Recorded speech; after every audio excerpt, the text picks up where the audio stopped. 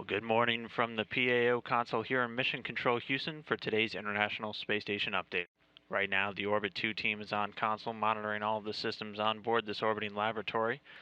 Today's team is being led by Flight Director Mike Lammers, and at the Capcom position is Jeremy Hansen, serving as the communication link between controllers here on the ground and the astronauts up in space. And those astronauts right now are the crew of Expedition 32, being led by Russian cosmonaut and veteran space flyer Gennady Padalka, currently on his fourth space flight. And then starting on the left, we'll go across the back row with Japanese astronaut Aki Hoshide. Then joining him in the front row there is Russian cosmonaut Yuri Malenchenko on his fifth flight, another veteran space flyer from the Russian Space Agency. Moving across the back row, NASA astronaut Suni Williams on her second long-duration space flight.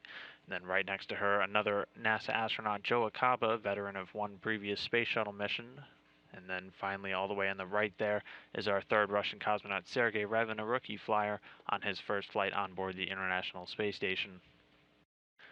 So the crew quite busy today. They all just finished up reviewing some emergency procedures. Just in case there's an ammonia release inside of the station's atmosphere, they walked through their emergency handbooks and conferred with teams on the ground the different steps that they would have to take should such a situation arise. That was all completed successfully, and the crew members were led by Expedition 32 Commander Gennady Padalka, who also today was reviewing some procedures for his upcoming spacewalk, which will be occurring on Monday, August 20th. This will be the 31st Russian spacewalk, or EVA, extravehicular activity in support of the International Space Station. He'll be stepping outside with fellow Russian cosmonaut Yuri Malenchenko and relocating the Strela 2 telescoping boom from the Pirs docking compartment to the Zarya module in preparation for the future undocking of Pirs, which will pave the way for the new Russian multi-purpose laboratory module just a little bit later in 2013 or 2014. So again, spacewalkers Gennady Padalka and Yuri Malenchenko reviewing those procedures today. Our third Russian cosmonaut, Sergei Revin, is auditing some supplies of spare lighting equipment inside of the Russian segment. He spent some time yesterday replacing a few lights on the Zvezda and Rassvet modules on the Russian side of the house. He'll also be doing some routine maintenance activities on different Russian life support systems, pending a few ground recommendations on which exactly he'll be working on, whether it's the oxygen generation system in the Russian segment or also doing some more routine toilet replacement work. Moving on to our USOS crew members, Joe Akaba spent a good portion of his day today working in the combustion integrated rack.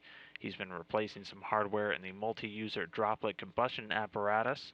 That combustion integrated rack includes a number of different components like a combustion chamber and also fuel and oxidizer controls and 5 different cameras for performing combustion experiments safely in microgravity. His fellow NASA astronaut Suni Williams is doing some work on the extravehicular mobility unit, or the spacesuits that our U.S. astronauts wear during their own spacewalks in preparation for her upcoming EVA, or spacewalk outside of the station, alongside with Japanese astronaut Aki Hoshide.